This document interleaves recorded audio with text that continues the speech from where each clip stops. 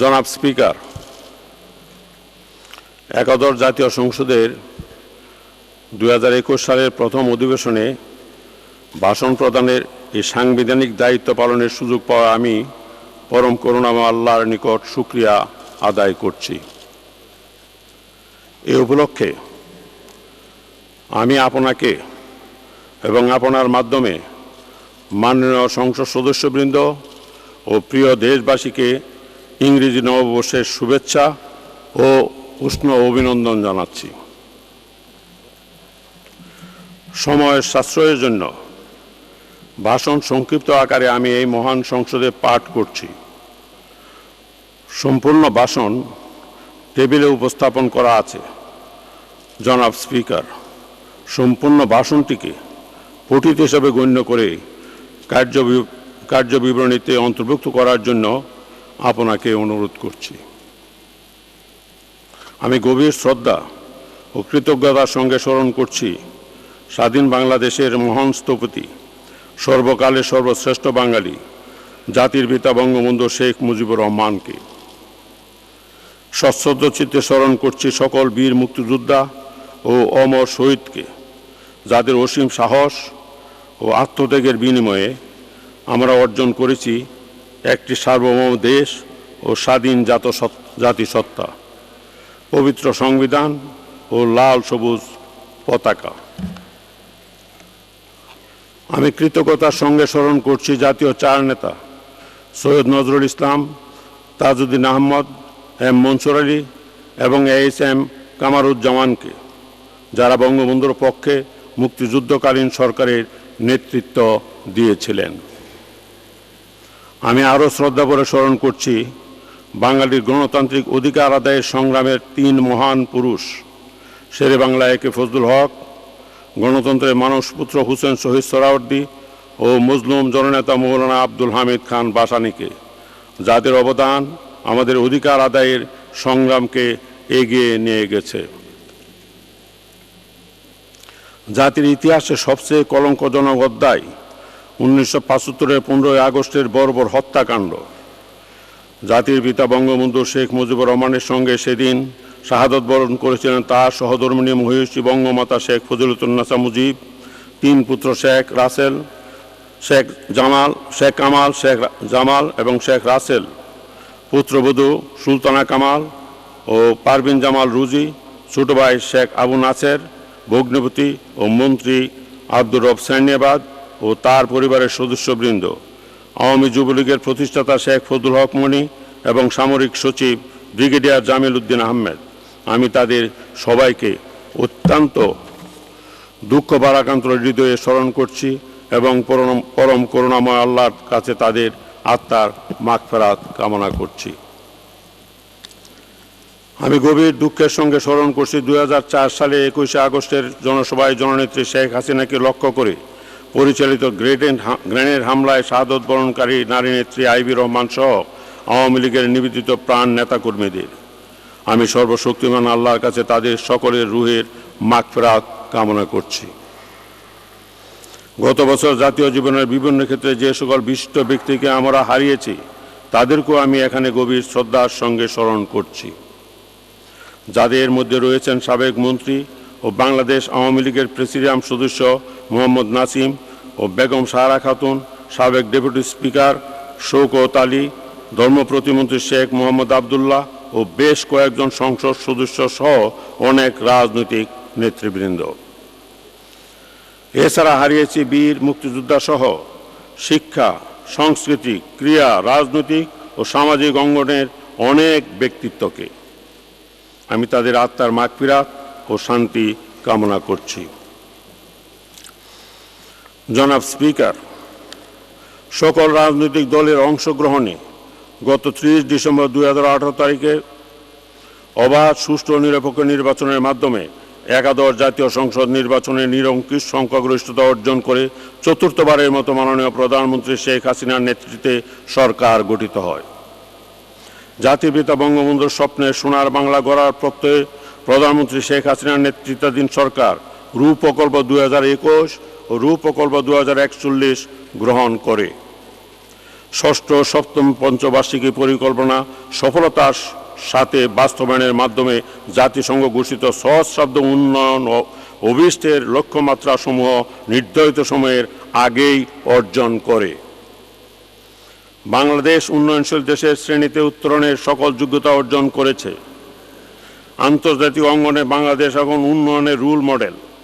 ইতিমধ্যে সরকার রূপকল্প 2021 বাস্তবায়ন শেষে রূপকল্প 2041-এর কৌশলগত দলিল হিসাবে দ্বিতীয় প্রেক্ষিত পরিকল্পনা 2021-2041 প্রণয়ন করা হয়েছে বাংলাদেশ বদ্বীপ পরিকল্পনা 2100 এবং অষ্টম পঞ্চবার্ষিক পরিকল্পনা 2021-2025। উন্নত ও সমৃদ্ধ বাংলাদেশ বিনির্মাণে মাননীয় প্রধানমন্ত্রী শেখ হাসিনার উন্নয়ন দর্শন রূপকল্প 2041 এর প্রধান অভিষ্ট হল 2031 সালের মধ্যে চরম দারিদ্র্যের অবসান, উচ্চ মধ্য আয়ের দেশের মর্যাদায় উত্তরণ এবং 2041 সালের মধ্যে দারিদ্র্যের অবলুপ্তি সহ উচ্চ আয়ের দেশের মর্যাদায় আসীন হওয়া। আমার দৃঢ় বিশ্বাস মাননীয় প্রধানমন্ত্রীর নেতৃত্বে সরকার এই লক্ষ্যসমূহ অর্জনে সম্পূর্ণভাবে সক্ষম হবে। জনাব স্পিকার, দেশে আইনের শাসন সমুন্নত রাখার ক্ষেত্রে সরকারের সর্বাত্মক প্রচেষ্টা অব্যাহত রয়েছে। বঙ্গবন্ধু হত্যা মামলা, যুদ্ধ অপরাধ ও মানবতা বিরোধী অপরাধীদের বিচার সহ চাঞ্চল্যকর অন্যান্য মামলায় দ্রুত রায় দ্রুত প্রদান করে সুশাসন প্রতিষ্ঠা করা হয়েছে।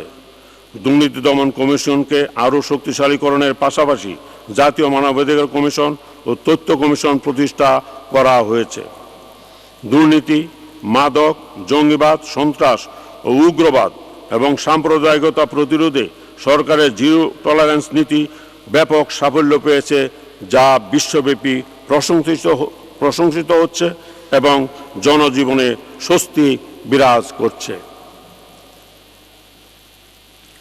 জনাব স্পিকার, বৈশ্বিক মহামারী করোনার প্রভাবে গোটা বিশ্বের ন্যায় আমাদের অর্থনীতি, শিক্ষা, স্বাস্থ্য, ব্যবসা, বাণিজ্য, কর্মসংস্থান, ক্ষুদ্র ও কুটির শিল্প সহ অর্থনীতির সকল সেক্টরে নেতিবাচক প্রভাব পড়ে।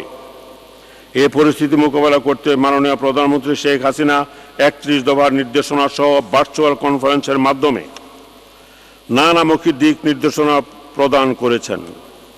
সামাজিক সুরক্ষা ও অর্থনৈতিক পুনরুদ্ধার সম্বলিত 1,21,353 কোটি টাকার 21টি প্রণোদনা প্যাকেজ ঘোষণা করেন। রপ্তানিমুখী শিল্প প্রতিষ্ঠানসমূহের শ্রমিক কর্মচারীর বেতন ভাতা প্রদান অব্যাহত রাখার প্রায় 50 লক্ষ শ্রমিক কর্মচারীর চাকরি সুরক্ষা হয়েছে। স্বল্প সুদে ওয়ার্কিং ক্যাপিটাল সুবিধা প্রদান করায় বৃহৎ এবং ক্ষুদ্র ও মাঝারি শিল্প প্রতিষ্ঠানসমূহ দ্রুত উৎপাদনে ফিরতে সক্ষম হয়েছে। ফলে দেশের রপ্তানি বৃদ্ধি পেয়েছে এবং অভ্যন্তরীণ বাজারে পণ্যের সরবরাহ স্বাভাবিক রাখা সম্ভব হয়েছে। বিনামূল্যে খাদ্য সামগ্রীর বিতরণ, 10 টাকা কেজি দরে চাল বিক্রয় এবং নগদ অর্থ বিতরণ ইত্যাদি সরকারি কর্মসূচির কারণে দেশে একটি মানুষও করোনাকালে না খেয়ে থাকেনি। সময়োযোগী ও আকর্ষণীয় প্রণোদনা প্যাকেজ বাস্তবায়নের মাধ্যমে সরকার কর্মসৃজন ও কর্মসুরক্ষা, আভ্যন্তরীণ চাহিদা সৃষ্টি এবং অর্থনৈতিক কর্মকাণ্ড সচল রাখার গুরুত্বপূর্ণ অবদান রেখেছে। মাননীয় প্রধানমন্ত্রীর সময়োচিত সাহসী সিদ্ধান্তের ফলে বাংলাদেশ করোনা পরিস্থিতির সাফল্যের সাথে মোকাবেলা করে যাচ্ছে। মাননীয় প্রধানমন্ত্রী শেখ হাসিনার কোভিড-19 সংকট মোকাবেলায় গৃহীত পদক্ষেপসমূহ বিশ্ব স্বাস্থ্য সংস্থা কর্তৃক ব্যাপকভাবে প্রশংসিত হচ্ছে। এ ধারাবাহিকতার প্রথিতযশা সাময়িকী ফুবর্স কর্তৃক প্রকাশিত 8 leaders facing corona virus crisis শীর্ষক নিবন্ধে উল্লেখিত সফল নারী নেত্রীদের তালিকায় মাননীয় প্রধানমন্ত্রী শেখ হাসিনা অন্তর্ভুক্ত হয়েছেন। কোভিড-19 জনিত প্যান্ডামিকের সফল মোকাবেলা, অর্থনীতির পুনরুজ্জীবন এবং জীবনমান সচল রাখার ক্ষেত্রে মার্কিন যুক্তরাষ্ট্রের সংবাদ সংস্থা ব্লুমবার্গ প্রণীত কোভিড-19 সহনশীল র্যাঙ্কিংয়ে বাংলাদেশ দক্ষিণ এশিয়ায় এবং বিশ্বে 20তম স্থান অর্জন করেছে। এর মাধ্যমে বিশ্বে বাংলাদেশের ভাবমূর্তি আরও উজ্জ্বল হয়েছে। মাননীয় প্রধানমন্ত্রী শেখ হাসিনার ধীর, প্রাজ্ঞ ও দূরদর্শী নেতৃত্বের জন্য এই অর্জন সম্ভব হয়েছে।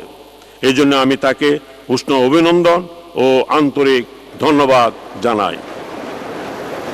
জনাব স্পিকার, সরকার সামষ্টিক অর্থনৈতিক ব্যবস্থাপনার দক্ষতা ও উৎকর্ষ সাধন এবং প্রাজ্ঞ রাজস্ব নীতি ও সহায়ক মুদ্রানীতি অনুসরণের মাধ্যমে অর্থনৈতিক স্থিতিশীলতা বজায় রাখতে সক্ষম হয়েছে। গত এক দশকে গড়ে 6.6% ও পরপর 3 বছর 7% উপর প্রবৃদ্ধি অর্জনের পর বাংলাদেশের জিডিপি 2018-19 অর্থবছরে 8.15% উন্নীত হয়েছে। বাংলাদেশের প্রবৃদ্ধির এই ধারাবাহিক অর্জন বিশ্বব্যাপী প্রশংসিত হয়েছে। নোবেল করোনা ভাইরাস মহামারীতে 2019-20 অর্থবছরে বাংলাদেশের জিডিপি প্রবৃদ্ধি কিছুটা হ্রাস পেয়ে দাঁড়িয়েছে 5.24%। তবে একই সময়ে মাথাপিছু জাতীয় আয় 8.12% বৃদ্ধি পেয়ে দাঁড়িয়েছে 2064 মার্কিন ডলারে। জিডিপি প্রবৃদ্ধি ধরে রাখার পাশাপাশি মূল্যস্ফীতি সহনীয় পর্যায়ে রাখা সম্ভব হয়েছে। আইএমএফের প্রতিবেদন অনুযায়ী 2020 সালে সবচেয়ে বেশি জিডিপি অর্জন করা শীর্ষ দেশসমূহের মধ্যে বাংলাদেশ 3য় অবস্থানে রয়েছে।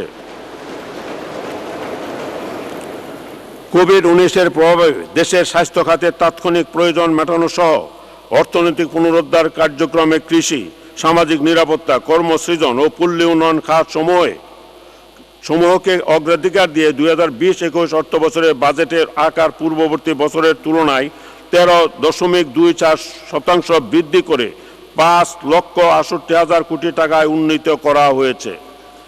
রাজস্ব আহরণের লক্ষ্যমাত্রা নির্ধারণ করা হয়েছে 3,78,000 কোটি টাকা, যা বিগত অর্থবছরের তুলনায় 8.6% বেশি। রাজস্ব ব্যবস্থাপনায় গতিশীলতা আনয়ন ও দক্ষতা বৃদ্ধির লক্ষ্যে সংস্কার কার্যক্রম বাস্তবায়নের ফলে গত এক দশকে রাজস্ব আহরণের পরিমাণ বৃদ্ধি পেয়ে প্রায় 4 গুণ হয়েছে। জনাব স্পিকার, 2020 সালের মাননীয় প্রধানমন্ত্রী ও একনেকের চেয়ারপারসনের সভাপতিত্বে 28টি একনেক সভা অনুষ্ঠিত হয়েছে। এ সময় প্রায় 2,87,007 কোটি টাকা ব্যয়ে মোট 180টি প্রকল্প অনুমোদিত হয়েছে। মাননীয় পরিকল্পনা মন্ত্রী কর্তৃক 42টি প্রকল্প অনুমোদন করা হয়েছে, যার মোট ব্যয় প্রায় 1,850 কোটি টাকা। বার্ষিক উন্নয়ন কর্মসূচির বরাদ্দ 2,05,145 কোটি টাকায় উন্নীত করা হয়েছে। অর্থনৈতিক উন্নয়ন কৌশল বাস্তবায়নে সরকার 2020-21 অর্থবছরে বার্ষিক উন্নয়ন কর্মসূচিতে 34.36% বৈদেশিক উৎস থেকে সংগ্রহ করেছে, যা গত অর্থবছরের তুলনায় 4% বেশি। কোভিড-19 মোকাবেলায় 1,000 মিলিয়ন মার্কিন ডলার বাজেট সাপোর্ট এবং প্রায় 1,200 মিলিয়ন মার্কিন ডলার প্রকল্প সহায়তা পাওয়া গেছে। জনাব স্পিকার, দেশের আর্থিক খাতে স্থিতিশীলতা রক্ষা, জনগণের আমানতকৃত অর্থের সুরক্ষা, স্বল্প দীর্ঘমেয়াদী বিনিয়োগের সুযোগ সৃষ্টি এবং আর্থিক লেনদেন সহজীকরণের লক্ষ্যে সরকার কাজ করে যাচ্ছে। বেকার যুবকদের আত্মকর্মসংস্থান এবং বিদেশ থেকে প্রত্যাবর্তনকারীদের ঋণ সুবিধা প্রদানের জন্য সরকার কর্মসংস্থান ব্যাংক, প্রবাসী কল্যাণ ব্যাংক, পল্লী সঞ্চয় ব্যাংক ও পল্লী কর্ম সহায়ক ফাউন্ডেশনকে 2,000 কোটি টাকার তহবিল প্রদান করেছে। মুজিব বর্ষ উপলক্ষে কর্মসংস্থান ব্যাংক কর্তৃক 2 লক্ষ প্রশিক্ষিত বেকার যুবদের জন্য বঙ্গবন্ধু যুব ঋণ কর্মসূচি বাস্তবায়িত হচ্ছে। শিল্প ও ব্যবসা বান্ধব পরিবেশ সৃষ্টির লক্ষ্যে ব্যাংক ঋণের সুদ হার 9% নামিয়ে আনা হয়েছে। জনাব স্পিকার, বাংলাদেশ অর্থনৈতিক অঞ্চল কর্তৃপক্ষ প্রায় 1 কোটি লোকের কর্মসংস্থান সংস্থান অতিরিক্ত 40 বিলিয়ন মার্কিন ডলারের পণ্য ও সেবা উৎপাদন এবং রপ্তানির মাধ্যমে 2041 সাল নাগাদ দেশকে উন্নত রাষ্ট্রে পরিণত করার লক্ষ্যে 2030 সালের মধ্যে 100টি অর্থনৈতিক অঞ্চল স্থাপনের জন্য কাজ করছে। বাংলাদেশ রপ্তানি প্রক্রিয়াকরণ এলাকা কর্তৃপক্ষের আওতাধীন ইপিজেড শিল্প প্রতিষ্ঠানসমূহ 2019-20 অর্থবছরে 6.48 বিলিয়ন মার্কিন ডলার মূল্যের পণ্য রপ্তানি করেছে, যা জাতীয় রপ্তানির প্রায় 19.27%।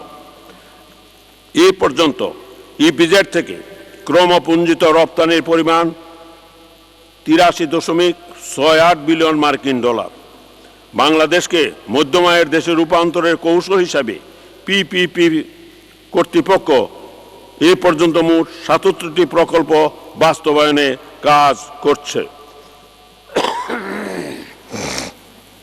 জনাব স্পিকার, সরকার বাংলাদেশকে শিল্প সমৃদ্ধ দেশে রূপান্তরের লক্ষ্যে জিডিপিতে এসএমইর অবদান উন্নীতকরণ, জাতীয় শিল্পনীতি সহ বিভিন্ন আইন ও নীতি প্রণয়ন, সার সংরক্ষণ ও বিতরণের জন্য 47টি বাফার গোডাউন নির্মাণ, প্রণোদনা প্যাকেজের 4,822 কোটি টাকা ক্ষতিগ্রস্ত উদ্যোক্তাদের মধ্যে বিতরণ সহ ব্যাপক কার্যক্রম গ্রহণ করেছে। সিলেট জেলার শাহজালাল ফার্টিলাইজার ফ্যাক্টরি লিমিটেড স্থাপন করা হয়েছে। নরসিংদী জেলায় গুড়াসার পলাশ ইউরিয়া ফার্টিলাইজার শীর্ষক প্রকল্প এবং ফেঞ্চগঞ্জ সিলেট ইউরিয়া ফর্মালডিহাইড 85 প্লান্ট স্থাপন প্রকল্প চলমান আছে। কোভিড-19 পরিস্থিতিতেও ভিসিকের রপ্তানি আয় মোট জাতীয় রপ্তানি আয়ের 13% অর্জিত হয়েছে।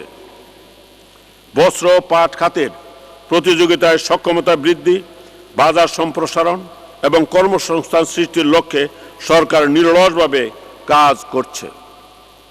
2019-20 অর্থবছরে তৈরি পোশাক রপ্তানি করে বাংলাদেশ প্রায় 27.95 বিলিয়ন মার্কিন ডলার এবং 7.90 লক্ষ মেট্রিক টন পাট পণ্য রপ্তানি করে 752.46 মিলিয়ন মার্কিন ডলার আয় করেছে।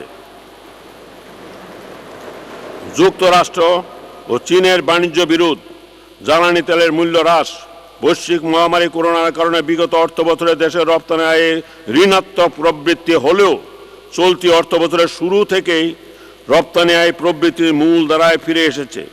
রপ্তানি খাতে বিভিন্ন প্রকার নগদ প্রণোদনা সহ 1% অতিরিক্ত প্রণোদনা চলতি অর্থবছরে অব্যাহত রাখা হয়েছে। রপ্তানি উন্নয়ন ফান্ডের আকার 350 মিলিয়ন মার্কিন ডলার থেকে বৃদ্ধি করে 500 মিলিয়ন মার্কিন ডলারে উন্নীত করে এর সুদের হার 1.75% স্থির রাখা হয়েছে এবং pre shipment credit refinance scheme চালু করা হয়েছে। বিভিন্ন দেশের ঐতিহ্য ও সংস্কৃতির সাথে সামঞ্জস্যপূর্ণ পোশাক, হালাল খাদ্য, আইসিটি, পাট ও পাটজাত পণ্যের রপ্তানির বাজার সম্প্রসারণ ও বহুমুখীকরণ করা হয়েছে। নিত্য প্রয়োজনীয় পণ্যের মূল্য সহনীয় ও সরবরাহ স্বাভাবিক করা সহ ইজ অফ ডুইং বিজনেসের আওতায় কোম্পানির নিবন্ধন প্রক্রিয়া সহজীকরণ এবং দ্বিপাক্ষিক ও আঞ্চলিক মুক্ত বাণিজ্য চুক্তি সম্পাদনের কার্যক্রম গ্রহণ করা হয়েছে। গত 6 ডিসেম্বর 2020 তারিখে মাননীয় প্রধানমন্ত্রী শেখ হাসিনা এবং রয়্যাল ভুটান সরকারের মাননীয় প্রধানমন্ত্রী ডাক্তার লুটে শেরিংয়ের ভার্চুয়াল উপস্থিতিতে ভুটানের সাথে বাংলাদেশ অগ্রাধিকারমূলক দ্বিপাক্ষিক বাণিজ্য চুক্তি স্বাক্ষর করেছে।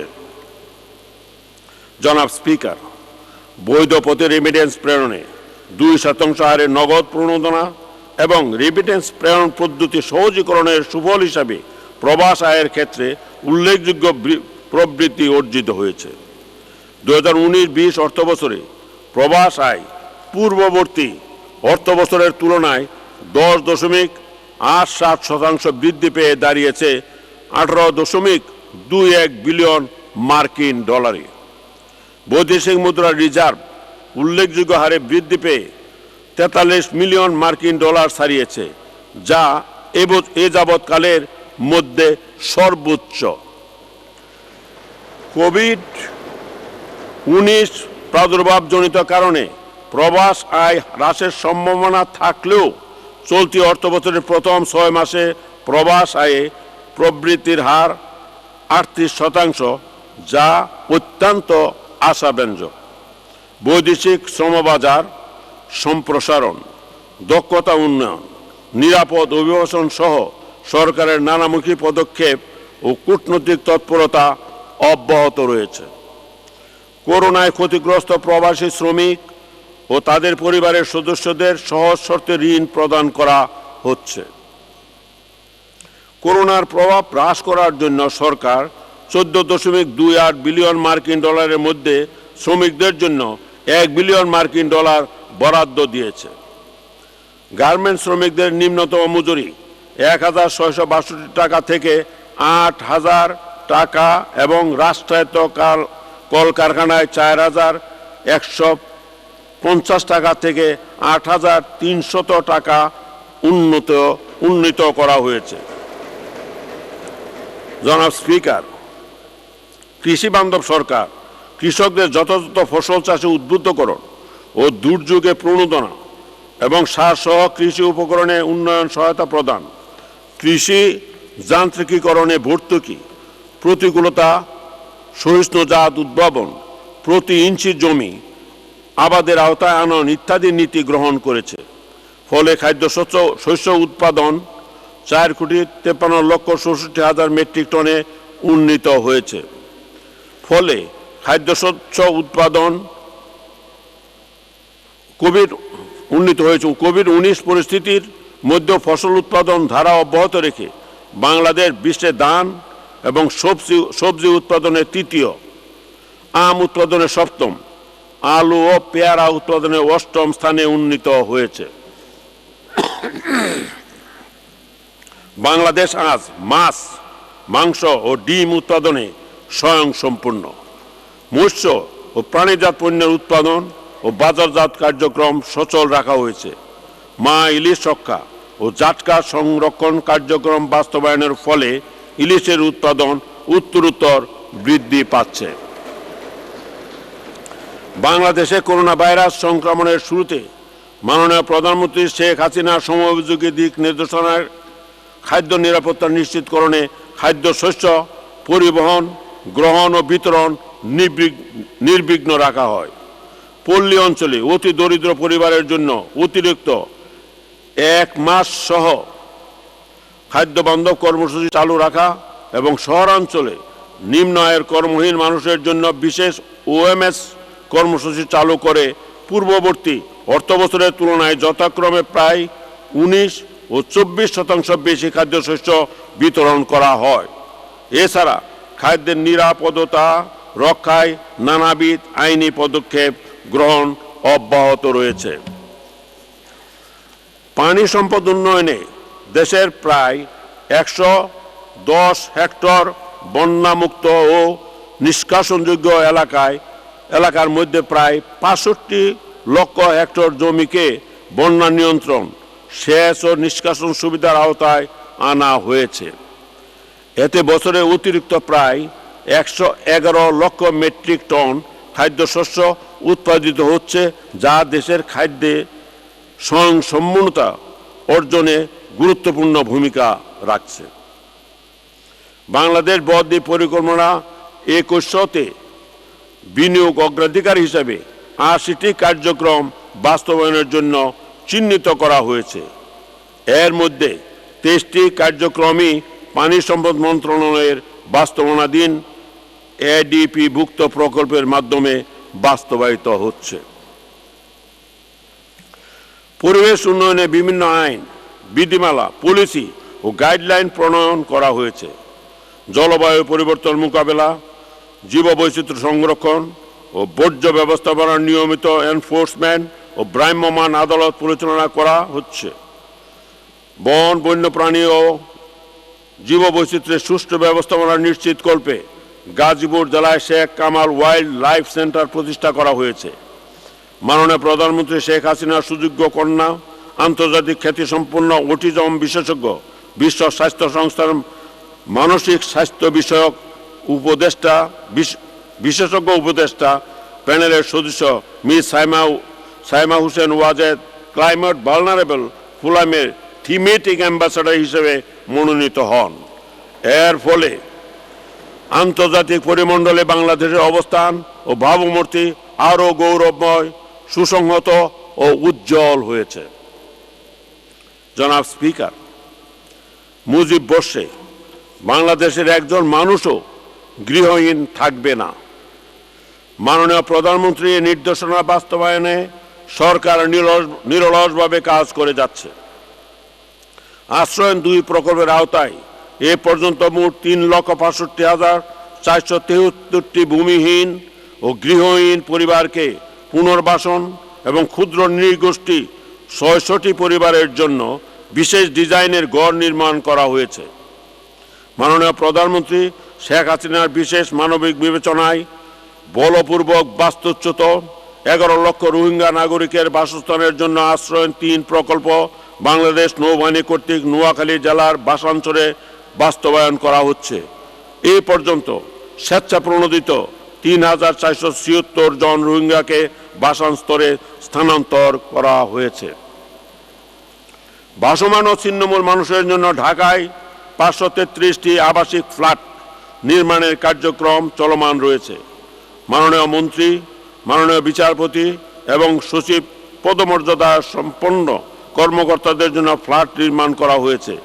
এছাড়া সরকারি কর্মকর্তা কর্মচারীদের আবাসন সংকট নিরসনে ঢাকা, চট্টগ্রাম ও নোয়াখালীতে 9,734টি ফ্ল্যাট নির্মাণ কাজ চলমান রয়েছে। জনাব স্পিকার, অর্থনৈতিক উন্নয়নের পাশাপাশি সামাজিক খাতেও বাংলাদেশ উল্লেখযোগ্য অগ্রগতি সাধন করছে। গড় আয়ু বৃদ্ধি পেয়ে 72.6 বছর এবং শিক্ষার হার উন্নীত হয়েছে 34.7%। 5 বছরের নিচে শিশু মৃত্যু এবং মাতৃমৃত্যুর হার প্রতি হাজারে 2013 সালে যথাক্রমে 41 এবং 1.97 থেকে হ্রাস পেয়ে 2019 সালে 28 এবং 1.65-এ দাঁড়িয়েছে। 2010 সালে দারিদ্র্য হার 31.5% ও হতদারিদ্র্য হার ছিল 17.6%। 2019 সালে দারিদ্র্য হার 20.5% এবং হতদরিদ্র হার 10.5%-এ নেমে এসেছে। সামাজিক নিরাপত্তা বেষ্টনী কর্মসূচির আওতায় বয়স্ক ভাতাভোগীর সংখ্যা 49 লক্ষ, বিধবা ও স্বামী নিগৃহীতা মহিলা ভাতাভোগীর সংখ্যা 20,50,000, অসচ্ছল প্রতিবন্ধী ভাতাভোগীর সংখ্যা 18 লক্ষ এবং প্রতিবন্ধী শিক্ষা উপবৃত্তি কর্মসূচির আওতায় উপকারভোগীর সংখ্যা 1 লক্ষ জন করা হয়েছে। প্রতি বছর দুরারোগ্য ব্যাধিতে আক্রান্ত 30,000 দরিদ্র ও অসচ্ছল রোগীকে এককালীন 50,000 টাকা আর্থিক সহায়তা প্রদান করা হচ্ছে। দুস্থ, অনগ্রসর ও দরিদ্র মহিলাদের জন্য প্রায় 2,760 কোটি টাকা ব্যয় 10টি সামাজিক নিরাপত্তা কর্মসূচির মাধ্যমে 20,99,243 জন নারী উপকৃত হয়েছে। নির্যাতিত দুস্থ মহিলা ও শিশু কল্যাণ তহবিল থেকে কোভিডকালীন 1,361 জনকে 5,50,66,000 টাকা অনুদান বিতরণ করা হয়েছে। নারী ও শিশু নির্যাতন কঠোরভাবে দমনের লক্ষ্যে ধর্ষণের সর্বোচ্চ শাস্তি মৃত্যুদণ্ডের বিধান অন্তর্ভুক্ত করে নারী ও শিশু নির্যাতন দমন আইন 2000 সংশোধন করা হয়েছে। দুর্যোগ ব্যবস্থাপনায়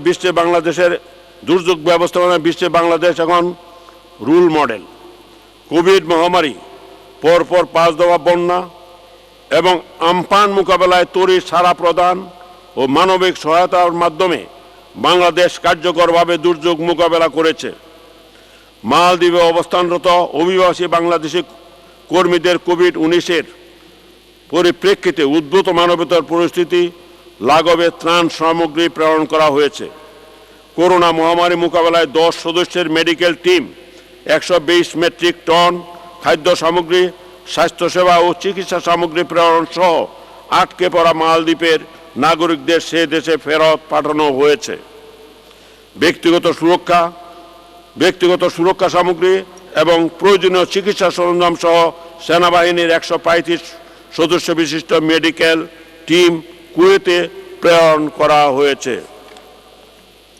জনাব স্পিকার, আমি আমার অবশিষ্ট বক্তৃতা মাগরিবের নামাজের বিরতির পর প্রদান করব। স্থানীয় সরকার বিভাগ, গ্রামীণ অবকাঠামো উন্নয়ন, নিরাপদ পানি সরবরাহ এবং স্থানীয় সরকার প্রতিষ্ঠানসমূহকে শক্তিশালীকরণের মাধ্যমে বিভিন্ন সেবা জনগণের গুড়দোড়ায় পৌঁছে দিচ্ছে। 2020 সালের ডিসেম্বর পর্যন্ত এলজিইডি 1,28,732 কোটি টাকা ব্যয়ে 64,172 কিলোমিটার সড়ক, 3,79,807 মিটার ব্রিজ কালভার্ট, 1,693টি ইউনিয়ন পরিষদ ভবন, 954টি সাইক্লোন শেল্টার এবং 254টি উপজেলা কমপ্লেক্স ভবন নির্মাণ করেছে। প্রায় 5,56,300 নিরাপদ পানির উৎস স্থাপন করা হয়েছে।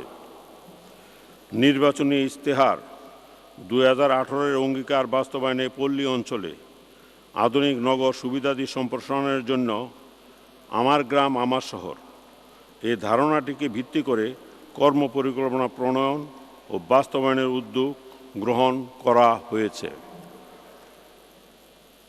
সরকার পল্লী উন্নয়নে ক্ষুদ্র উদ্যোক্তা ও দক্ষ মানব সম্পদ সৃজন, বাজার সংযোগ সৃষ্টি, বহুমুখী সমবায় কার্যক্রম, ক্ষুদ্র সঞ্চয় ও প্রায়োগিক গবেষণার মাধ্যমে নতুন নতুন মডেল উদ্ভাবন এবং দারিদ্র্য বিমোচন সংশ্লিষ্ট বিভিন্ন কার্যক্রম বাস্তবায়ন করছে। মাননীয় প্রধানমন্ত্রী শেখ হাসিনার স্বপ্নপ্রসূত আমার বাড়ি আমার খামার প্রকল্পের মাধ্যমে সারা দেশে 56,81,223টি দরিদ্র পরিবারকে সুসংগঠিত করে স্থায়ীভাবে দারিদ্র্য বিমোচনে কাজ করে যাচ্ছে।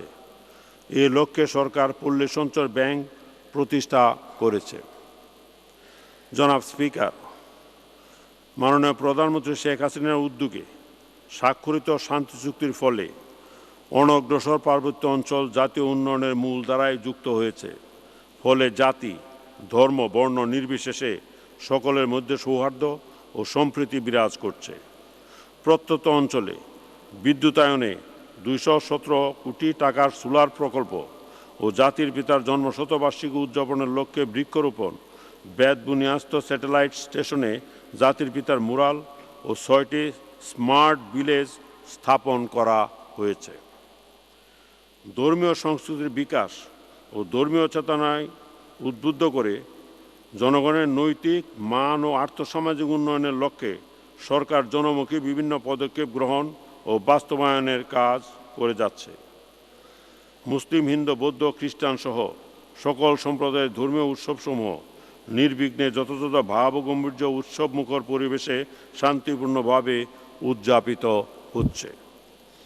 জনাব স্পিকার, সরকার যুবদের জাতীয় উন্নয়নে সম্পৃক্ত করার লক্ষ্যে সারা দেশের যুবদের স্বাবলম্বীকরণ, ঋণ প্রদান, দারিদ্র্য বিমোচন ইত্যাদি কর্মসূচি চালু করেছে।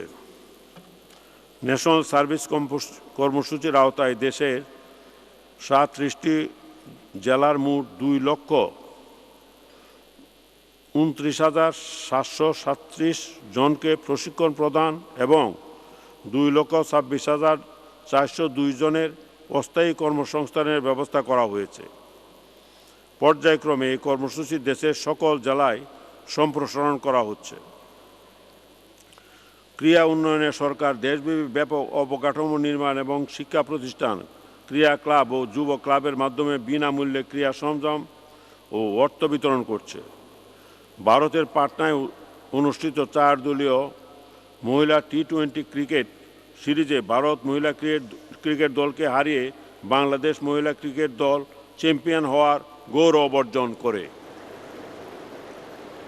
দক্ষিণ আফ্রিকায় অনুষ্ঠিত আইসিসি অনূর্ধ্ব-19 বিশ্বকাপ ক্রিকেট ম্যাচে ভারতীয় ক্রিকেট দলকে হারিয়ে বাংলাদেশ অনূর্ধ্ব-19 ক্রিকেট দল বিশ্ব চ্যাম্পিয়ন হওয়ার গৌরব অর্জন করে। সংস্কৃতি মনস্ক মেধাবী জাতি গঠনই সরকারের অন্যতম লক্ষ্য। বঙ্গবন্ধু 7 মার্চের ভাষণের দিনটিকে ঐতিহাসিক 7 মার্চ দিবস ঘোষণা করা হয়েছে। জাতীয় জীবনের বিভিন্ন ক্ষেত্রে অসামান্য অবদানের স্বীকৃতিস্বরূপ 2020 সালে 8 জন বরেণ্য ব্যক্তি ও একটি প্রতিষ্ঠানকে স্বাধীনতা পুরস্কার ও সংস্কৃতির বিভিন্ন ক্ষেত্রে 21 জন সুধীকে 21 পদক 2020 প্রদান করা হয়েছে। কোভিড-19 পরিস্থিতিতে 3793 জন অসচ্ছল সংস্কৃতিসেবী এবং 1452টি সাংস্কৃতিক প্রতিষ্ঠানকে প্রায় 15 কোটি টাকা অনুদান প্রদান করা হয়েছে। প্রথমবারের মতো ইউনেস্কো জাতির পিতা বঙ্গবন্ধু শেখ মুজিবুর রহমানের অবদান এবং বৃহত্তর সাংস্কৃতিক পরিমণ্ডলের আওতায় সৃজনশীল অর্থনীতি বিনির্মাণে যুব সমাজের নেওয়া অসামান্য উদ্যোগের স্বীকৃতিস্বরূপ UNESCO Bangladesh Bangabandhu Sheikh Mujibur Rahman international prize for the creative economy শীর্ষক আন্তর্জাতিক পুরস্কার প্রবর্তন করেছে। বঙ্গবন্ধুর জন্মশতবার্ষিকীতে তার নামে আন্তর্জাতিক পুরস্কার প্রবর্তন বাংলাদেশের জন্য একটি অনন্য সাধারণ অর্জন ও তার অবদানের প্রতি বিশেষ শ্রদ্ধা নিবেদন।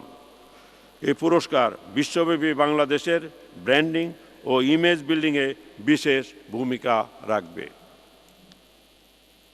জনাব স্পিকার, তথ্য প্রবাহ ও সৃজনশীলতার ধারা অব্যাহত রাখার লক্ষ্যে আইন, বিধি ও নীতিমালা প্রণয়ন করা হয়েছে। সরকারের অন্যান্য সকল সেক্টরের প্রচার কার্যক্রমের সাথে কোভিড-19 সংক্রান্ত জনসচেতনতামূলক প্রচার কার্যক্রম পরিচালনা করেছে তথ্য মন্ত্রণালয়। সারা দেশে করোনাকালীন ক্ষতিগ্রস্ত 3350 জন সাংবাদিককে সহায়তা হিসাবে 3,35,00,000 টাকা বিতরণ করা হয়েছে। বাংলাদেশ বেতার বঙ্গবন্ধু স্যাটেলাইট ব্যবহার করে ঢাকা ও চট্টগ্রাম কেন্দ্রের অনুষ্ঠান দেশব্যাপী প্রচার করছে। জনাব স্পিকার, প্রধানমন্ত্রীর তথ্য ও যোগাযোগ প্রযুক্তি বিষয়ক মাননীয় উপদেষ্টা জনাব সজীব আহমেদ জয়ের সুদক্ষ দিক নির্দেশনায় ডিজিটাল বাংলাদেশ বাস্তব রূপ লাভ করেছে। বাংলাদেশের প্রথম স্যাটেলাইট বঙ্গবন্ধু স্যাটেলাইট 1 মহাকাশে উৎক্ষেপণ করা হয়েছে।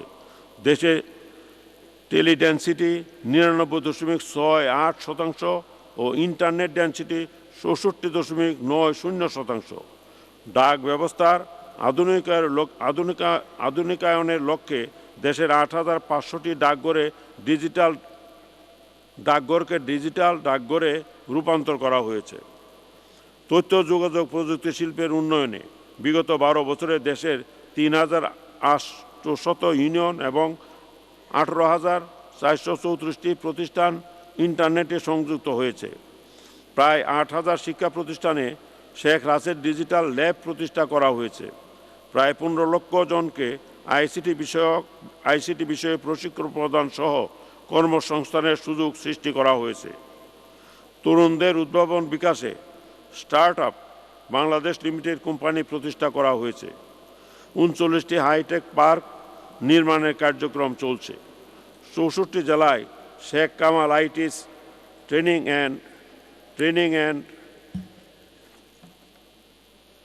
অ্যান্ড ইনকিউবেশন সেন্টার স্থাপনের উদ্যোগ নেওয়া হয়েছে।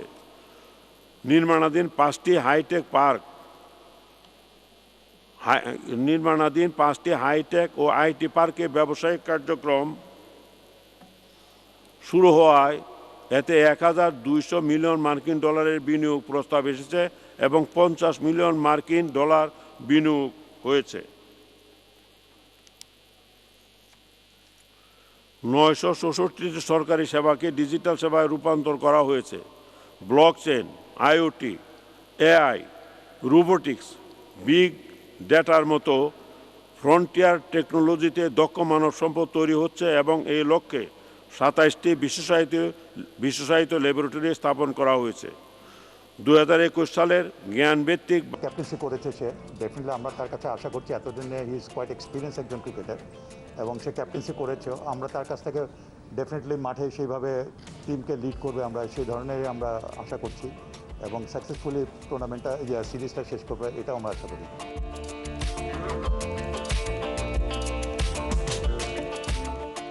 অবভিয়াসলি এটাও আমাদের প্রায়োরিটি ঘরোয়া ক্রিকেটের, কারণ আমি হয়তো এর আগে আপনি খেয়াল করেছেন কিনা আমি জানেন, কিন্তু এটা ভ্যাকসিনের সাথে একটা সম্পর্ক আছে। আমাদের মাননীয় সভাপতি উনি বলেছেন উনি সর্বাত্মক চেষ্টা করবে সরকারের সাথে কথা বলে, এমনকি আমাদের মাননীয় স্পোর্টস মিনিস্টার উনিও বলেছেন যে প্লেয়ারদের কিন্তু প্রায়োরিটি দেওয়া হবে ভ্যাকসিনের ব্যাপারে। আমরা যদি ভ্যাকসিন রোল আউট শুরু হয়, ইনামজারি চালু করায় সরকার গৌরবজনক। United Nations public service award 2020 এবং ভূমি মন্ত্রণালয় ভূমি সেবা ডিজিটালাইজেশনের স্বীকৃতিস্বরূপ ডিজিটাল বাংলাদেশ পুরস্কার 2020 অর্জন করেছে।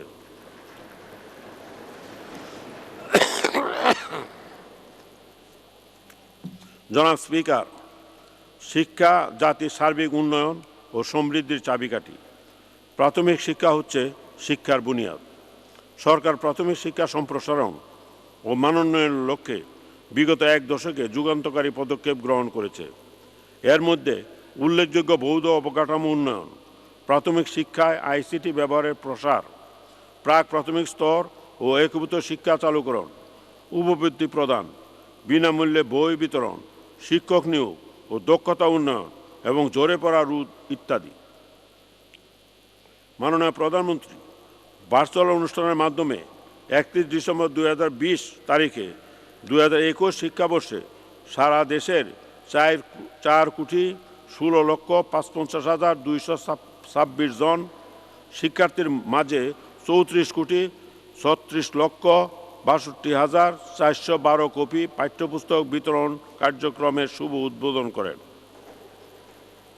করোনা সংকটকালীন শিক্ষার্থীদের শিক্ষা কার্যক্রম সচল রাখার লক্ষ্যে 19 মার্চ 2020 তারিখ থেকে প্রতিদিন ষষ্ঠ থেকে দশম শ্রেণীর ক্লাস আমার ঘরে আমার স্কুল শিরোনামে সংসদ টেলিভিশনের মাধ্যমে সম্প্রচার করা হচ্ছে। 15,676টি স্কুল এবং 67টি কলেজ অনলাইন ক্লাস চালু করা হয়েছে। 42টি সরকারি এবং 92টি বেসরকারি বিশ্ববিদ্যালয়ে অনলাইনে ক্লাস নেওয়া হচ্ছে। সকল স্তরের শিক্ষার্থীদের মাঝে 2019-20 অর্থবছরে প্রায় 1,371 কোটি টাকা উপবৃত্তি প্রদান করা হয়েছে। বিজ্ঞান বিষয়ে উচ্চ শিক্ষা ও গবেষণার জন্য 72 কোটি টাকা ফেলোশিপ প্রদান করা হয়েছে। মাননীয় প্রধানমন্ত্রীর বিশেষ সহায়তা তহবিল হতে 8,492টি নন এমপিও স্কুল কলেজের 1,05,785 জন শিক্ষক কর্মচারীকে প্রায় 47 কোটি টাকা প্রদান করা হয়েছে। উচ্চশিক্ষার পথ সুগম করতে 2020 সালে দেশের 4টি সরকারি বিশ্ববিদ্যালয় আইন প্রণয়ন ও 2টি বেসরকারি বিশ্ববিদ্যালয় স্থাপনের অনুমতি প্রদান করা হয়েছে। 2020-21 অর্থবছরের এডিপিতে শিক্ষা প্রতিষ্ঠানের উন্নয়ন কার্যক্রম পরিচালনার জন্য 4,400 কোটি টাকা বরাদ্দ করা হয়েছে। এর ধারাবাহিকতায় 2020 সালে 3,700টি শিক্ষা প্রতিষ্ঠানের সংস্কার কাজ সমাপ্ত হয়েছে এবং বিশেষ চাহিদা সম্পন্ন শিক্ষার্থীদের জন্য 734টি র্যাম্প নির্মাণ করা হয়েছে। দেশে কারিগরি জ্ঞান সম্পন্ন দক্ষ জনশক্তি তৈরির জন্য বিদ্যমান 64টি টেকনিক্যাল স্কুল অ্যান্ড কলেজের অবকাঠামো উন্নয়ন সহ 100টি উপজেলায় একটি করে টেকনিক্যাল স্কুল অ্যান্ড কলেজ স্থাপনের কার্যক্রম প্রায় শেষ পর্যায়ে রয়েছে। ঢাকা, চট্টগ্রাম, রাজশাহী ও খুলনা বিভাগীয় সদরে 4টি মহিলা পলিটেকনিক ইনস্টিটিউট স্থাপন করা হয়েছে। ফরিদপুর, সিলেট, ময়মনসিংহ ও বরিশাল বিভাগে 4টি ইঞ্জিনিয়ারিং কলেজ স্থাপন করা হয়েছে। মাদ্রাসা শিক্ষার উন্নয়নে 35টি মডেল মাদ্রাসা স্থাপন করা হয়েছে। 1,800টি মাদ্রাসায় নূতন ভবন নির্মাণ কাজ চলমান আছে। 2020 সালে নূতনভাবে 503টি মাদ্রাসা এমপিওভুক্ত করা হয়েছে। জনাব স্পিকার, সরকার সার্বজনীন স্বাস্থ্যসেবা নিশ্চিতকরণে সব ক্ষেত্রেই অভূতপূর্ব অগ্রগতি অর্জন করেছে। সম্প্রতি সরকারের সবচেয়ে বড় অর্জন হল সাফল্যের সাথে কোভিড-19 নিয়ন্ত্রণ। করোনা পরিস্থিতি মোকাবেলায় জরুরি ভিত্তিতে 2000 চিকিৎসক ও 5054 জন নার্সকে নিয়োগদান করা হয়েছে। কোভিড ডেডিকেটেড হাসপাতালগুলোতে 10,525টি সাধারণ বেড, 666টি আইসিইউ এবং 73টি ডায়ালিসিস বেড, 554টি ভেন্টিলেটর, 13,516টি oxygen cylinder, 678 high flow nasal cannula এবং 639টি অক্সিজেন কনসেন্ট্রেটর ব্যবস্থা রাখা হয়েছে। কোভিড-19 মহামারী মোকাবেলায় বেক্সিমকো ফার্মাসিউটিক্যালস লিমিটেড এবং ভারতের serum institute of life sciences private লিমিটেডের সাথে 3 কোটি ডোজ ভ্যাকসিন সরাসরি ক্রয়ের প্রক্রিয়া চূড়ান্ত করা হয়েছে।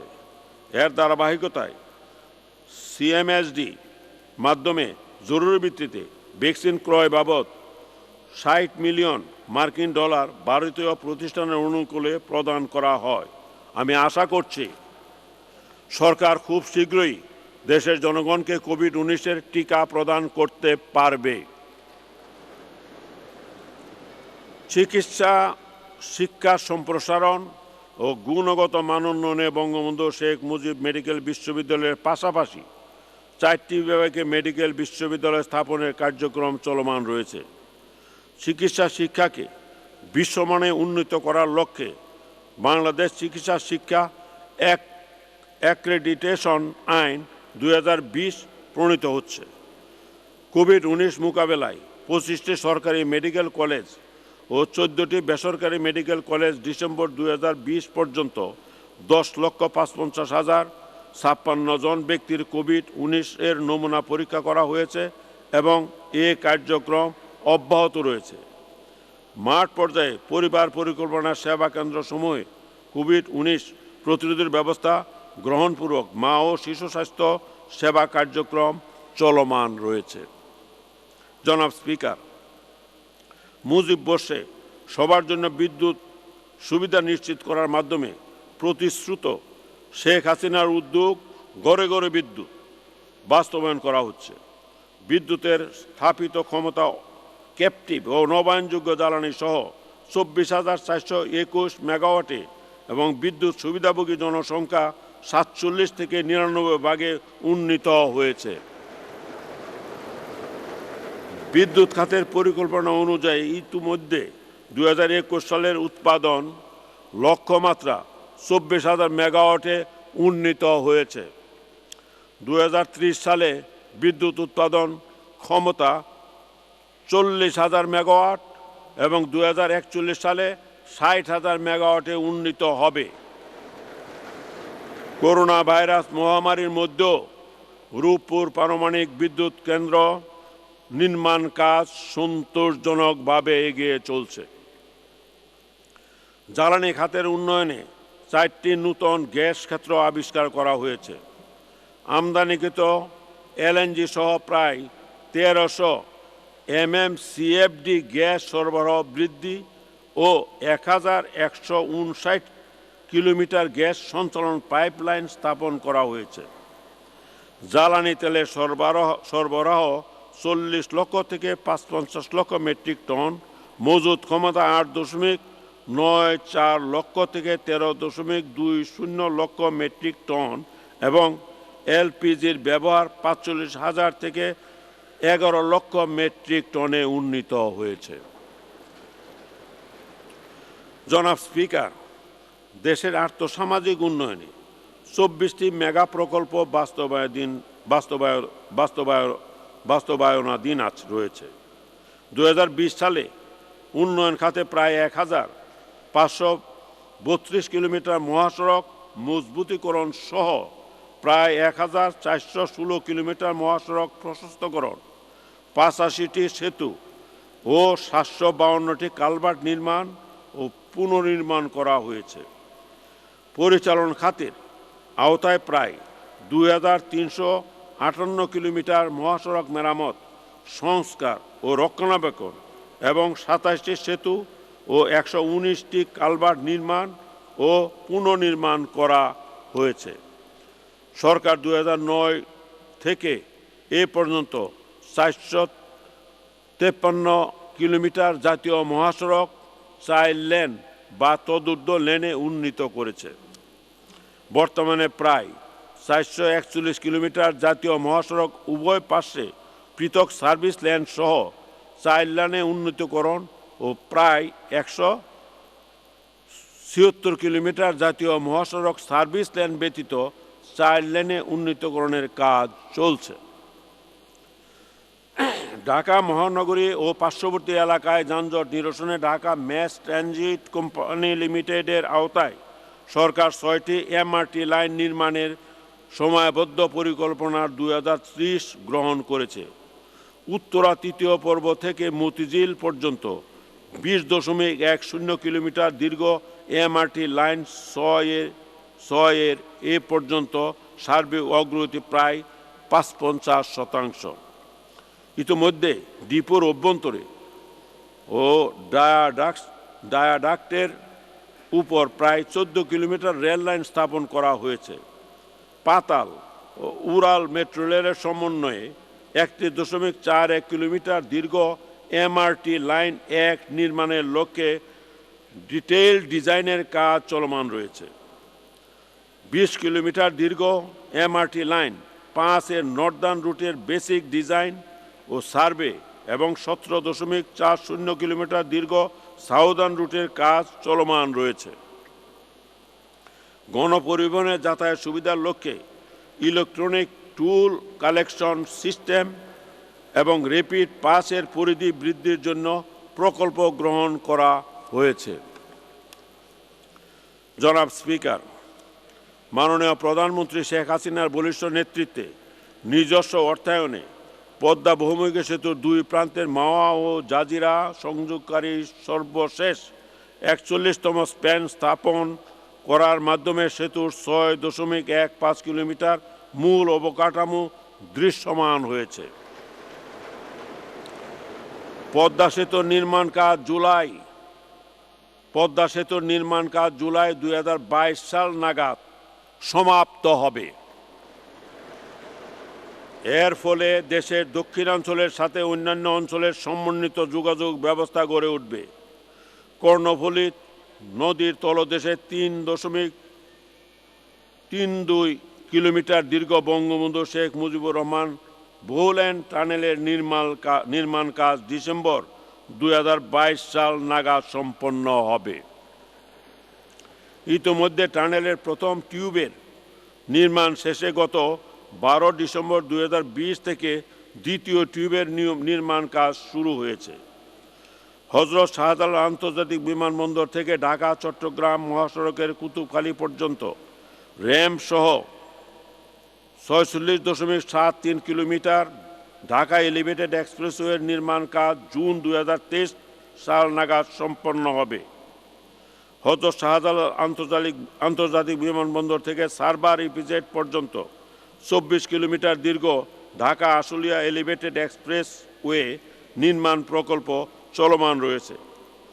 ঢাকা শহরের যানজট নিরসনে 11টি রুটের 253 কিলোমিটার দীর্ঘ সাবওয়ে নির্মাণের সম্ভাব্যতা সমীক্ষা 2021 সালের জুন নাগাদ সমাপ্ত হবে। ঢাকা আরিচা মহাসড়কের বালিয়াপুর হতে নিমতলী কেরানীগঞ্জ ফতুল্লা বন্দর হয়ে ঢাকা চট্টগ্রাম মহাসড়কের নারায়ণগঞ্জের লাঙ্গলবন্দ পর্যন্ত 39.24 কিলোমিটার দীর্ঘ Dhaka east West elevated expressway নির্মাণের সম্ভাব্যতা সমীক্ষা সম্পন্ন হয়েছে।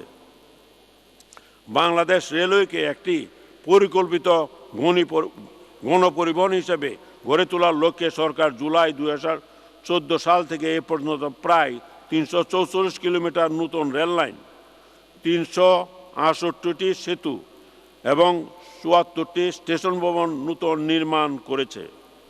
প্রায় 354 কিলোমিটার রেলপথ, 353টি সেতু এবং 74টি স্টেশন ভবন সংস্কার করা হয়েছে। 200টি যাত্রীবাহী কোচ সংস্কার, নূতন 478টি যাত্রীবাহী কোচ সরবরাহ এবং বিভিন্ন রুটে মোট 48টি নতুন ট্রেন চালু করা হয়েছে। মাননীয় প্রধানমন্ত্রী শেখ হাসিনা 29 নভেম্বর 2020 তারিখে বঙ্গবন্ধু শেখ মুজিব রেলওয়ে সেতু এর ভিত্তিপ্রস্তর স্থাপন করেছে। চিলাহাটি ও ভারতের হলদিবাড়ির মধ্যে পুনঃ রেল সংযোগ 17 ডিসেম্বর 2020 তারিখ বাংলাদেশের মাননীয় প্রধানমন্ত্রী এবং ভারতের মাননীয় প্রধানমন্ত্রী শুভ উদ্বোধন করেন। নৌপথ উন্নয়নে 2014-20 মেয়াদে প্রায় 1006 লক্ষ ঘনমিটার উন্নয়ন ড্রেজিং ও 666 লক্ষ ঘনমিটার সংরক্ষণ ড্রেজিং করা হয়েছে। যুক্তরাজ্য ভিত্তিক লয়েড লিস্ট জরিপে বিশ্বের 100টি সমুদ্র বন্দরের মধ্যে চট্টগ্রাম বন্দর বিগত 11 বছরে 98তম স্থান থেকে বর্তমানে 58তম স্থানে উন্নীত হয়েছে। বিগত 5 অর্থবছরে চট্টগ্রাম বন্দরের কার্গো হ্যান্ডলিংয়ের গড় প্রবৃদ্ধি 10.59% এবং কন্টেনার হ্যান্ডলিংয়ের গড় প্রবৃদ্ধি 10.13% হয়েছে। গত 10 বছরে মোংলা বন্দরে গড় প্রবৃদ্ধি প্রায় 16% অধিক। 2009 সাল থেকে এ পর্যন্ত নতুন করে 11টি শুল্ক স্টেশনকে স্থলবন্দর হিসাবে ঘোষণা করা হয়েছে এবং আরও 10টি স্থলবন্দর চালু করা হয়েছে। ক্রমবর্ধমান বিশ্ব বাণিজ্যে বাংলাদেশের অংশীদারিত্ব বৃদ্ধি পাওয়ায় কক্সবাজারের মাতারবাড়িতে দেশের প্রথম গভীর সমুদ্র বন্দরের নির্মাণ কাজ শুরু হয়েছে। বাংলাদেশ শিপিং কর্পোরেশন কর্তৃক 3টি প্রোডাক্ট অয়েল ট্যাঙ্কার ও 3টি বাল্ক ক্যারিয়ার সংগ্রহ করা হয়েছে। চীন থেকে আরও 6টি নতুন জাহাজ সংগ্রহের কার্যক্রম চলমান আছে। আকাশপথে ক্রমবর্ধমান যাত্রী চাহিদা ও পর্যটন শিল্পের উন্নয়নে হযরত শাহজালাল আন্তর্জাতিক বিমানবন্দরের 3য় টার্মিনাল নির্মাণ কাজ দ্রুত এগিয়ে চলছে। এতে বছরে 12 মিলিয়ন যাত্রী ধারণ ক্ষমতা বৃদ্ধি পাবে। উসমানী আন্তর্জাতিক বিমানবন্দর সিলেটে 12,100 বর্গ কিলোমিটার আয়তন বিশিষ্ট টার্মিনাল ভবন নির্মাণ সহ আনুষঙ্গিক উন্নয়নের কাজ চলমান রয়েছে। সিলেটে উসমানী এবং চট্টগ্রামে শাহ আমানত আন্তর্জাতিক বিমানবন্দরের রানওয়ে উন্নয়নের কাজ চলমান রয়েছে। কক্সবাজার বিমানবন্দরকে আন্তর্জাতিক বিমানবন্দরে উন্নতিকরণের লক্ষ্যে এর রানওয়ে সম্প্রসারণ করা হয়েছে। ইতোমধ্যে নতুন প্রজন্মের 13টি উড়োজাহাজ বাংলাদেশ বিমানবন্দরে সংযোজিত করা হয়েছে। আগারগাঁওস্থ শেরেবাংলা নগরে 13 তলা বিশিষ্ট পর্যটন ভবন নির্মাণ করা হয়েছে। জনাব স্পিকার, দুর্নীতি, মাদক ও সন্ত্রাসবাদের বিরুদ্ধে সরকার জিরো টলারেন্স নীতি অনুসরণ করছে। এ লক্ষ্যে 18টি সংশ্লিষ্ট আইন প্রণয়ন ও সমযোগী করা হয়েছে।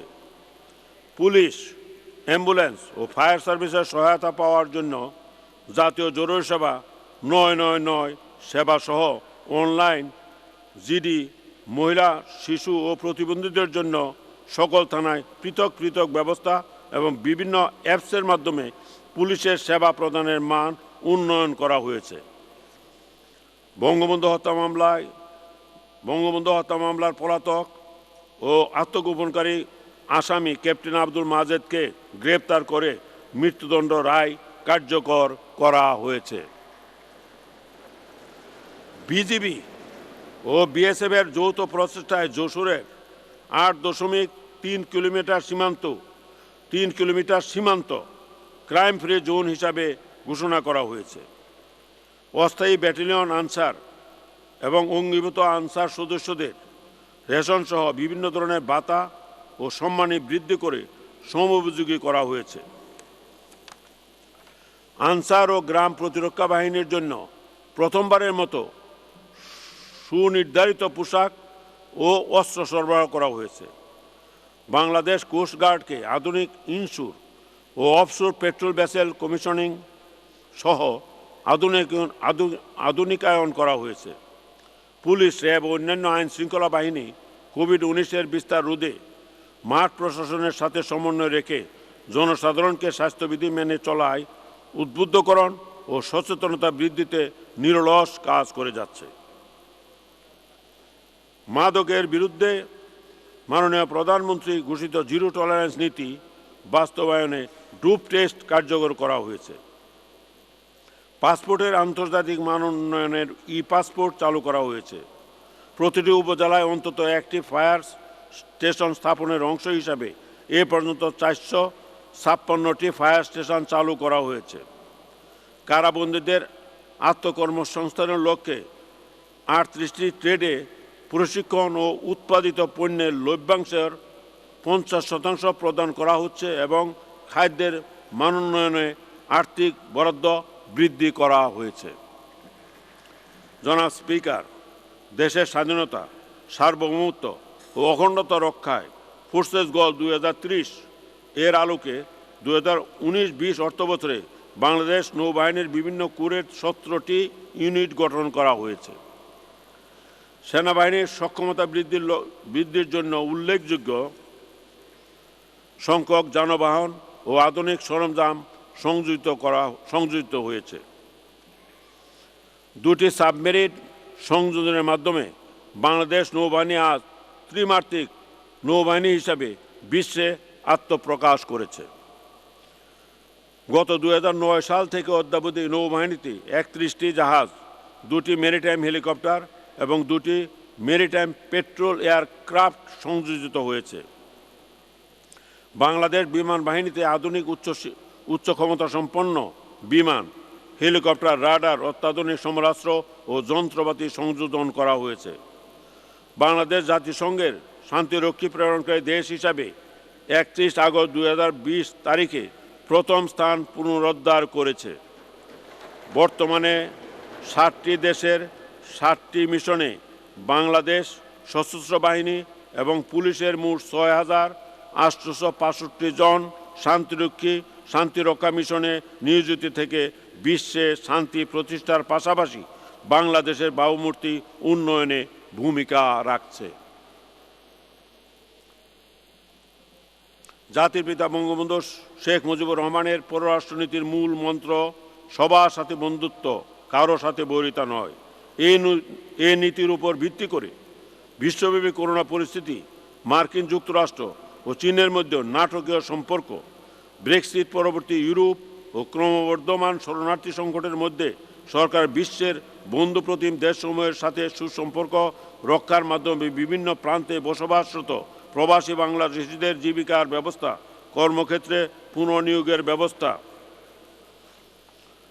ব্যবস্থা করে। করোনা পরিস্থিতিতে প্রায় 1,50,000 বাংলাদেশের দেশে প্রত্যাবর্তন সহ বাংলাদেশে আটকে পড়া প্রায় 30,000 বিদেশি নাগরিককে নিজ দেশে সুষ্ঠুভাবে ফেরত পাঠানোর ব্যবস্থা করা হয়েছে। জনাব স্পিকার, বিচার ব্যবস্থার উন্নয়নে নতুন বিচারক নিয়োগ, ভৌত অবকাঠামো নির্মাণ এবং বিচারকদের উচ্চতর প্রশিক্ষণ প্রদান করা হচ্ছে।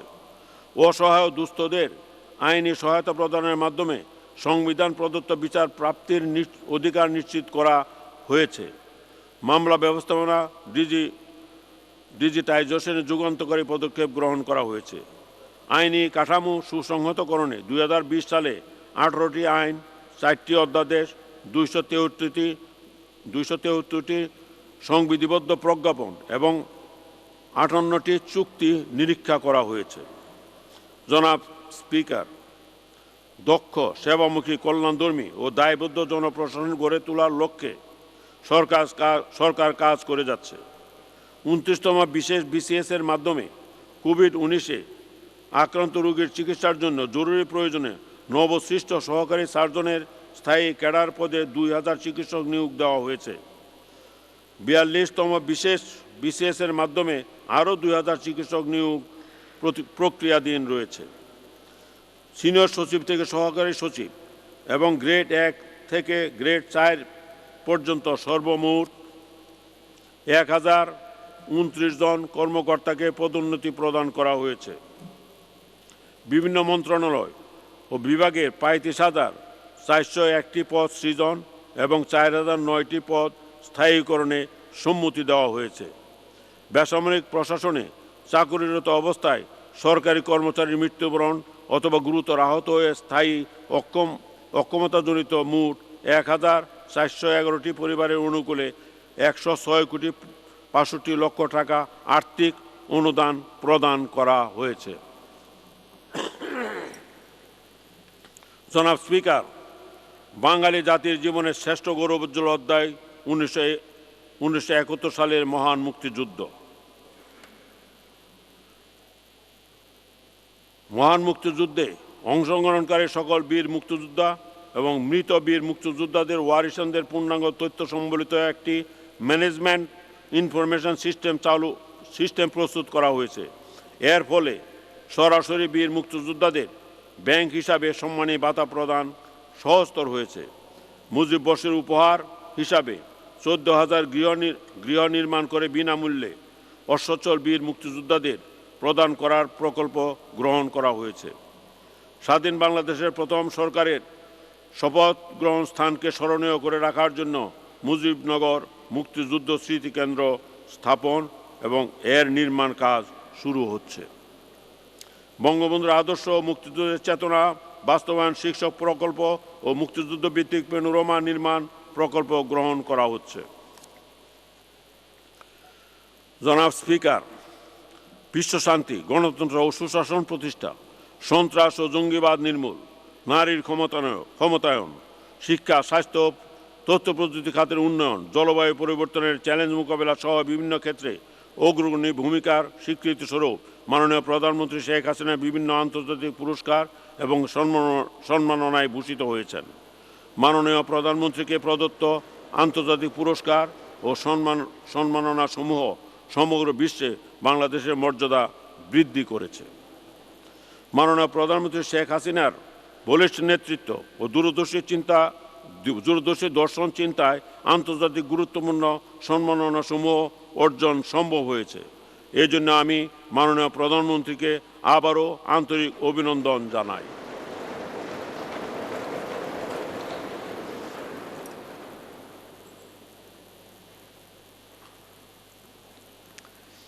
জনাব স্পিকার, সর্বকালের সর্বশ্রেষ্ঠ বাঙালি জাতির পিতা বঙ্গবন্ধু শেখ মুজিবুর রহমানের অবিসংবাদিত নেতৃত্বে বাঙালি অর্জন করে লাল সবুজ পতাকা, স্বাধীন সার্বভৌম বাংলাদেশ। বঙ্গবন্ধুর অবিস্মরণীয় 7 মার্চের ভাষণ, তার জীবন ও দর্শন বাঙালি সহ বিশ্বের প্রতিটি মুক্তিকামী মানুষের জন্য অনুসরণীয়। জনগণের অধিকার আদায়ের জন্য তার অব্যাহত সংগ্রাম, নির্ভীক ও দূরদর্শী নেতৃত্ব এবং গভীর দেশপ্রেম জাতীয় ও আন্তর্জাতিক পরিমণ্ডলে স্বীকৃত। নূতন প্রজন্মের কাছে এবং জাতীয় এবং আন্তর্জাতিকভাবে জাতির পিতার জীবন দর্শন ও কর্ম বিশেষভাবে উদযাপনের জন্য উদযাপিত হচ্ছে মুজিববর্ষ। জাতির পিতার জন্মশতবার্ষিকী মুজিববর্ষ জাতীয় ও আন্তর্জাতিকভাবে উদযাপনের জন্য মন্ত্রণালয় এবং বিভাগসমূহের পাশাপাশি বিভিন্ন বেসরকারি, সামাজিক ও সাংস্কৃতিক সংস্থা স্ব কর্মসূচি বাস্তবায়ন করছে। জনাব স্পিকার, বাংলাদেশ ও বঙ্গবন্ধু অভিন্ন সত্তা। বঙ্গবন্ধু শেখ মুজিবুর রহমান এক কিংবদন্তি। আপসীন নেতৃত্ব, দৃঢ় মনোবল আর ত্যাগের মধ্য দিয়ে তিনি হয়ে ওঠেন বাঙালির স্বাধিকার আন্দোলনের প্রধান নেতা। প্রতিটি বাঙালির কাছে তিনি পৌঁছে দিয়েছেন মুক্তির মূল মন্ত্র। জীবিত বঙ্গবন্ধুর মতোই অন্তরালের বঙ্গবন্ধু শক্তিশালী। মুজিববর্ষ উদযাপনের লক্ষ্যে গৃহীত কর্মসূচিসমূহ কোভিড-19 বৈশ্বিক মহামারীর কারণে নির্ধারিত সময়ে যথাযথভাবে সম্পন্ন করা সম্ভব না হওয়ায় সরকার মুজিব বর্ষের মেয়াদকাল 17 মার্চ 2020 থেকে 16 ডিসেম্বর 2021 পর্যন্ত বর্ধিত করেছে। মুজিব বর্ষে গৃহীত সকল কর্মসূচি বাস্তবায়নের মাধ্যমে বর্তমান ও ভবিষ্যৎ প্রজন্মকে বঙ্গবন্ধুর জীবন ও কর্ম সম্পর্কে জানতে ইতিবাচক ভূমিকা রাখবে। জাতির পিতা বঙ্গবন্ধু শেখ মুজিবুর রহমানের জন্মশতবার্ষিকী উপলক্ষে মুজিব বর্ষ পালনের জন্য আমি মাননীয় প্রধানমন্ত্রী শেখ হাসিনা ও তার সরকারকে আবারও আন্তরিক ধন্যবাদ জানাচ্ছি। জনাব স্পিকার, আমরা স্বাধীনতার সুবর্ণ জয়ন্তীর দ্বার প্রান্তে। শান্তি, গণতন্ত্র, উন্নয়ন ও সমৃদ্ধির যে পথে আমরা হাঁটছি সেই পথে আমাদেরকে আরও এগিয়ে যেতে হবে। এ বছর মধ্য আয়ের দেশ হিসেবে আমরা স্বাধীনতার সুবর্ণ জয়ন্তী পালন করছি। তবে আমাদের লক্ষ্য 2041 সালে বিশ্বসভায় একটি উন্নত সমৃদ্ধ দেশের মর্যাদায় অভিষিক্ত হওয়া। আমি দৃঢ়ভাবে বিশ্বাস করি মাননীয় প্রধানমন্ত্রী শেখ হাসিনার নেতৃত্বে জনগণের সর্বাত্মক অংশগ্রহণের মাধ্যমে আমরা একটি কল্যাণমূলক উন্নত সমৃদ্ধ বাংলাদেশ গঠনে সক্ষম হব। জাতীয় সংসদ দেশের জনগণের আশা আকাঙ্ক্ষার কেন্দ্রবিন্দু। গণতন্ত্রায়ন, সুশাসন ও নিরবচ্ছিন্ন আর্থসামাজিক উন্নয়নের সকল রাজনৈতিক দল, শ্রেণী ও পেশা নির্বিশেষে ঐক্যমত গড়ে তোলার সম্মিলিত উদ্যোগ গ্রহণ করার জন্য আমি উদ্যত আহ্বান জানাই। স্বচ্ছতা, জবাবদিহি, পরমত সহিষ্ণুতা, মানবাধিকার ও আইনের শাসন সুসংহতকরণ এবং জাতির অগ্রযাত্রায় সরকারি দলের পাশাপাশি বিরোধী দলকেও গঠনমূলক ভূমিকা পালন করতে হবে। আমি সরকারি দল ও বিরোধী দল নির্বিশেষে মহান জাতীয় সংসদে যথাযথ ভূমিকা পালনের আহ্বান জানাই। জনাব স্পিকার, দেশ ও জাতির অগ্রযাত্রাকে বেগবান করতে শত প্রতিকূলতার মধ্যেও সুশাসন সুসংহতকরণ, গণতন্ত্র চর্চা ও উন্নয়ন কর্মসূচিতে সর্বস্তরের জনগণের অংশগ্রহণ নিশ্চিত করতে সরকারের নিরলস প্রয়াস অব্যাহত রয়েছে। বঙ্গবন্ধুর স্বপ্নের সোনার বাংলা গড়ে তুলতে মুক্তিযুদ্ধের চেতনা সমুন্নত রেখে দেশ থেকে দুর্নীতি, মাদক, সন্ত্রাস ও জঙ্গিবাদ নির্মূলের লক্ষ্যে আমাদের আরও ঐক্যবদ্ধ হয়ে কাজ করতে হবে। আসুন দলমত পথের পার্থক্য বলে ধর্ম, বর্ণ, গোত্র নির্বিশেষে সুসংমুক্ত সমাজ প্রতিষ্ঠার মধ্য দিয়ে আমরা লাখো শহীদের রক্তের ঋণ পরিশোধ করি। আপনাদের সবাইকে আমি আবারও আন্তরিক ধন্যবাদ ও শুভেচ্ছা জানাই। জয় বাংলা, খুদা হাফেজ, বাংলাদেশ চিরজীবী হোক। আসসালামু আলাইকুম।